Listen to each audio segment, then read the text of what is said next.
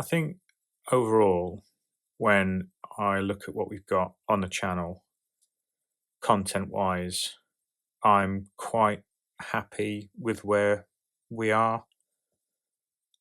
I like spacing it out so that we have the trailer, then the story, and then the production video, and then it rolls into the next.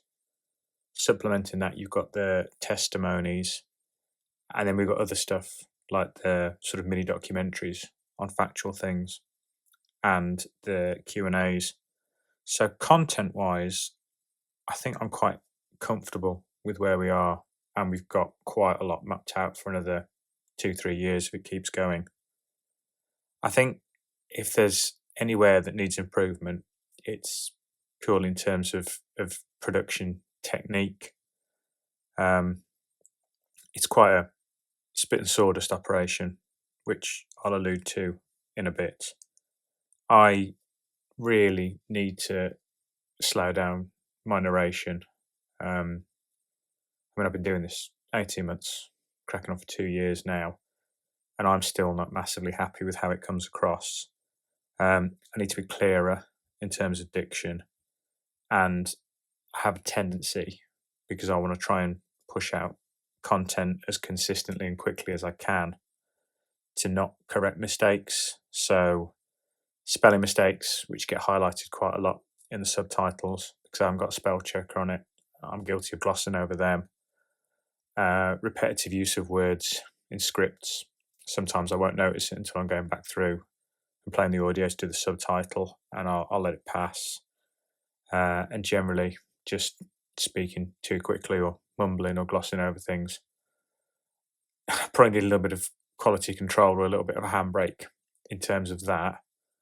So bit of a mixed bag really. In terms of output and stories and a brand, I'm quite comfy with how it's progressing.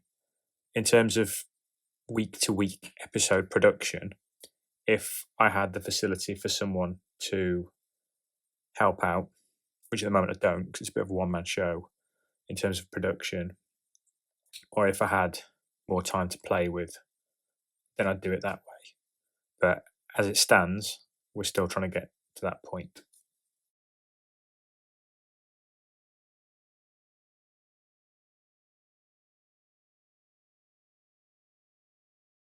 An excellent question, and one from a clearly discerning viewer who picks up on granular detail. And no, it's not anything to do with our immortal serial killer or any of the psychopaths he's been shacked up with in the past. This character was actually teased relatively early in Sean's artwork and the original trailer, and is a German officer with a sinister past in the supernatural and the occult. And we're going to be trailing him a bit more in some of the future episodes and shorts. And that builds up to a bit of an arc whereby I was going to introduce. I mean, it's hard. You don't want to go for the cliched mustache twirling Nazi officer, but I had a vision whereby there'd be a post-war episode in South America and a number of German officers that had escaped there to work on something after the war, and they'd all come from specialist areas. So we've already teased one at the end of the short story, Brooke. There's a Luftwaffe officer who's experimenting with purple mist and time travel and portals. Then there would be another one who's a Wehrmacht officer who's into genetics, gene splicing, hybrids, mutations, and also another one who possibly works in more clockwork, steampunk soldiers, that kind of thing. And then we'd have some episode where they'd all escaped to South America, and they were working on a project together. And the vampiric character isn't really part of that group, but it's more trying to have bad guys, villains, who aren't cliched. They're not mad scientists. They all work in a particular field and a particular project, and they're good at what they do. They're passionate about what they do. Their politics, don't really go into that. They're working under the scenario they're working under. But just to have a series of these characters, one working in each branch of the armed forces, and all working on something that the British government will come across, be interested in, and then that might form the basis of an episode heading into the Cold War, or even later on, further after that. That's not to say our vampiric character, perhaps like a number of other characters, haven't clashed with our little Roman friend at some point in the past. There's a number of stories with him and various antagonists planned.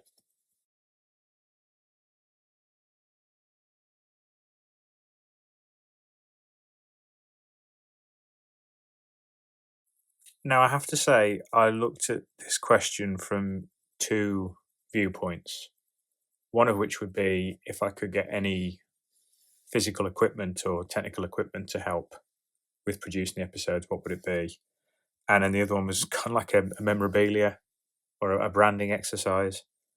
I mentioned earlier it's quite a basic production value, and it is. Essentially, I sit down with an iPad and write out a story, and then I will use iMovie on that iPad to take the artwork that Sean or Mikey or Etty and send me, and make a series of scenes or slides.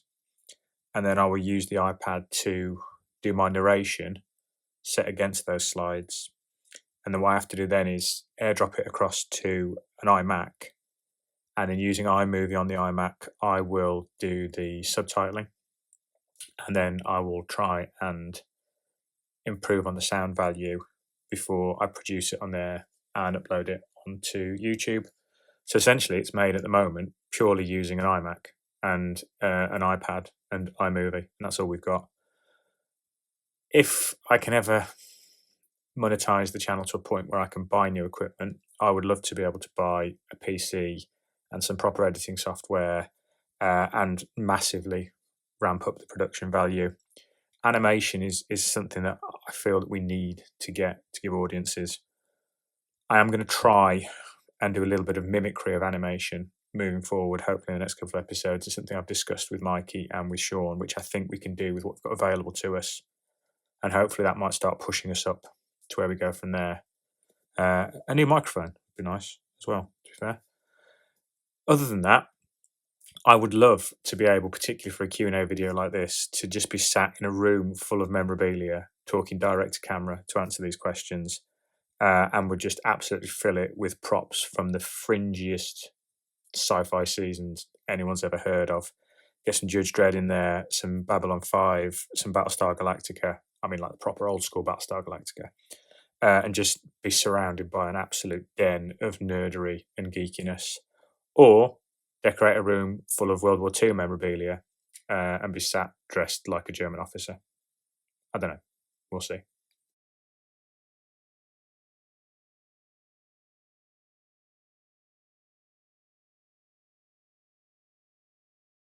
If anybody was in a position to rival my love of war porn and military nerdery, it would be you, Ellis. I have to confess, no, there are no stories involving Sikhs or Gurkhas. That is remiss of me, and it's something that I will have to look to remedy moving forward. Part of the ethos of the channel is to try and look at World War II events that perhaps are not so well known, and to pick military units that people wouldn't know so well, because there has to be an element of education to doing this as well as just entertainment. Some of the scripts, I hope, will genuinely make people scratch their heads and think, bloody hell, I didn't know that. Did you know that the Allies invaded Iceland just to stop the Germans from doing it? No. So there's an episode where there's a British tank. I'll stop drinking on the day. British tank crews facing off against monsters on a training exercise in occupied Iceland. I've been asked quite a lot for episodes featuring Nephilim in the desert, and there's an episode planned where the Italian army, how often do the Italian army get featured in things, end up facing off against some Nephilim. And then there is another episode that features Jaegers from the ski troops from the Finnish army set around the time that Finland switched sides from Nazi Germany to Soviet Russia, and a cannibal outbreak that took place on the border there. So I am trying to target military units and events that people don't know that well. Um, Actually, I just read that during the war, the UK's biggest oil refinery was situated in Trinidad. So I'm brainstorming now, possibly a short over there involving an enemy agent and a monster native to that area. I promise, I'll get you some Sikhs or Gurkhas or both, but hopefully I can try and keep you satisfied in the meantime with what I've already got.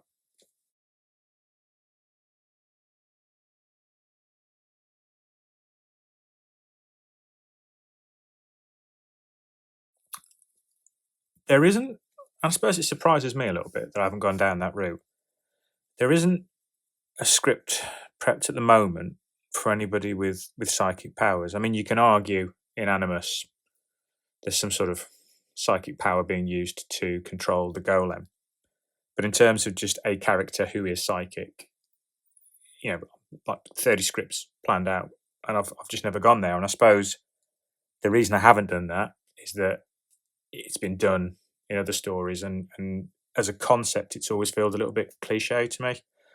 Having said that, I'm a walking cliche myself. When I first started the channel, I said I was going to stick away from Nazi super soldiers and super weapon, and like 7 episodes in, I did a Japanese super soldier. I've always said I'll stick away from Nazi zombie experiments and Nazi zombie armies. There's an episode coming up set in Stalingrad with a Soviet zombie army. So, I'm the king of saying one thing and then just going away and doing completely different. So I'm open to an episode with a character with psychic powers. I think I would deliberately try and undersell it and have it as more of a sixth sense or a surprise that perhaps saves people from danger, rather than say someone who can, use set fire to things with their mind or pull people apart or anything like that. You guys suggest it and tell me, play the tune, I'll come up with the lyrics for it. I would say on average, maybe a quarter of the scripts that I've produced or got written out have come from people contacting me on Patreon or on Discord or via email and saying, hey, have you heard about this? Or do you think you could do that? I'm surprised that it's that ratio, but that's a testament to the people that have been drawn to this channel and how much they love the content and want to contribute towards it. If you think you have an idea, email me, message me, tell me, and I will see if I can work it into what we've got. Because literally 1 in 4 of the scripts I've got planned out, I did not come up with. Somebody has suggested that idea to me, and I have put my own spin on it. So, if we want a story about a psychic soldier, throw it at me, and I'll see what I can do with it.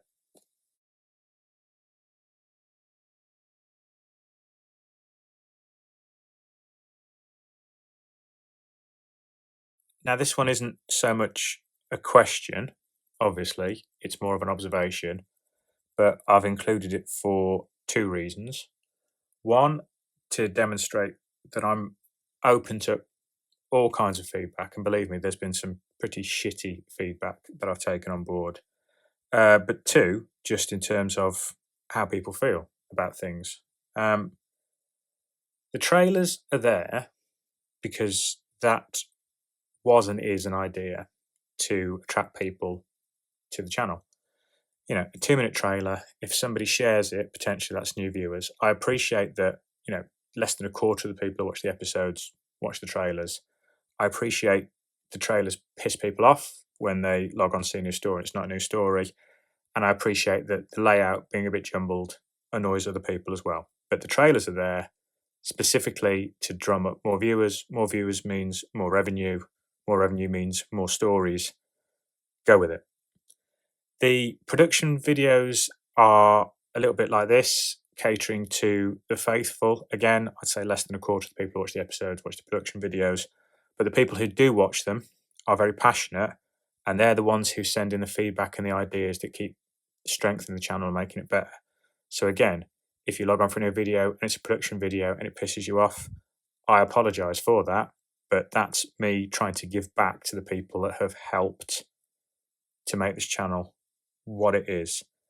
And the testimonies, any decent franchise or genre has sub stories and plots and characters that get revisited and adds to the overall story. You know, if you're just a random character in a Star Wars movie, you'll get your own TV series these days.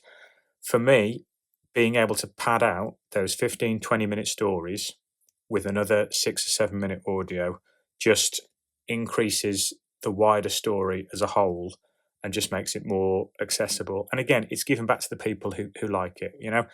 But my answer is, I hear what you're saying, and I apologize if it looks messy and if it looks hard to navigate.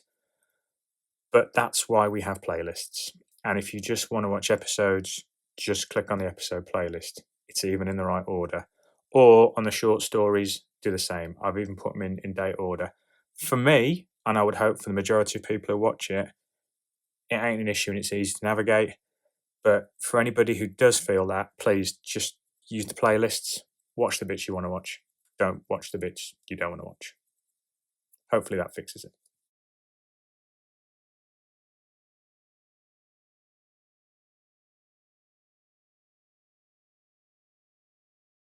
I do feel like I've answered a lot of the questions this time round with the phrase, no, but. And I suppose that's a trend I'm going to continue now. No, but. I haven't got a Christmas script. I'm more than happy to look at a key event, one of the 6 Christmases that happened during World War II, and build an episode around that if it's strong enough and if the material is strong enough. I'm a big fan of the Volgan, who does SCP videos, and every year he does a Christmas episode. I'd love to be in a position where I could sit down in Easter, look forward to a Christmas episode, and plan it out and have something special and beautiful and golden to give you guys. Sadly, I'm not in that position yet. Who knows? Maybe one day. And also a comedy script. We've messed about on bedtime stories with comedy scripts. We did one from a Sasquatch's point of view, looking at the humans as bad guys. And that was Richie's idea, and it was great to work with and for me to go all in terms of the narration. Unfortunately, comedy is the hardest medium to work with, and I'm a little fearful that I'm not funny enough. And if I did try and write a funny episode, I would just look like a complete prat at the end of it. So a Christmas episode, I'm more inclined to say yes to than a comedy episode. Having said that, as I've said before, I'm a walking cliche. I'll say no, I'll go away, and next month I'll do a comedy episode because I can't help myself. But also, a personal thanks to you, Michael. Every time I post something or every time a video goes up, you are there. Your knowledge of the material amazes me, as does the great and broad depth of sci-fi and anime and horror that you're aware of. And you're commenting every week, which is helping us in terms of an algorithm on YouTube. So, Michael, a personal thank you from me. And to quote Blackadder, please, please, please don't stop. Finally, a shameless plug from me.